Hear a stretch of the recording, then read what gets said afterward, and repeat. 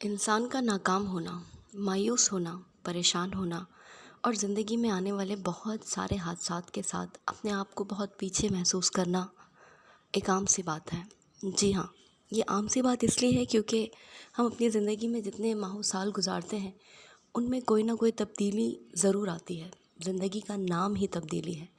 پھر ایسی صورتحال میں جب انسان ناکام ہو جائے، مایوس ہو جائے، پریشان ہو جائے، پیچھے جاتا جائے، تو اسے یہ سوچ لینا چاہیے کہ یہ سب ہماری زندگی کا حصہ ہے۔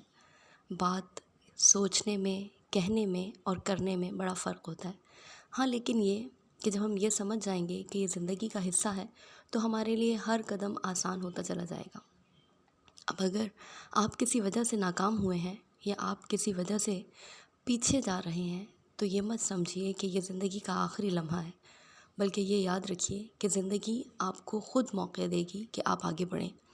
زندگی کے پاس ہمارے لیے یہ پلس پوائنٹ موجود ہے کہ وہ ہمیں ایک ہی نقطے پہ کھڑے رہنے کی کبھی بھی ایسی کنڈیشن پیدا نہیں کرتی کہ ہم ہمیشہ ایک ہی لمحے پہ اٹک کے رہ جائیں، بلکہ زندگی ہمیں خود ایسے موقع دیتی ہے کہ ہم آگے بڑھیں اور اپنی زندگی کو بدلنے کی کوشش کریں۔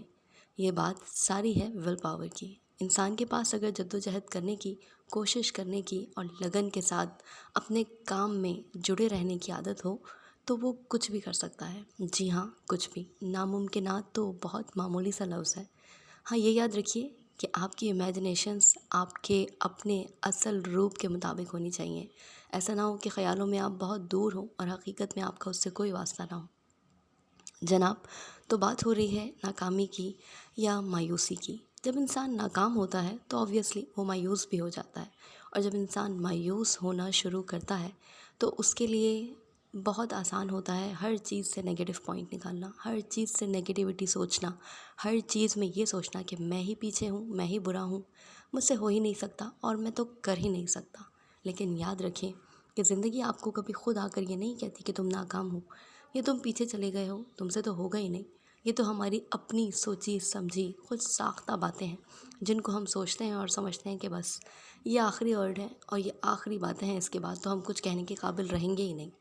یاد رکھیے کہ ناکامی پر اگر آپ افسردہ ہیں تو رو لینے سے دل کا بوجھ ہلکا ہو جاتا ہے۔ رونے کے بعد جو مایوسی کا غبار ہوتا ہے نا، وہ سب کا سب دھل جاتا ہے، اور مایوسیوں کے آنسو آپ کے دل سے ایسے چھٹ جاتے ہیں جیسے کبھی آپ نے سوچا بھی نہ ہو۔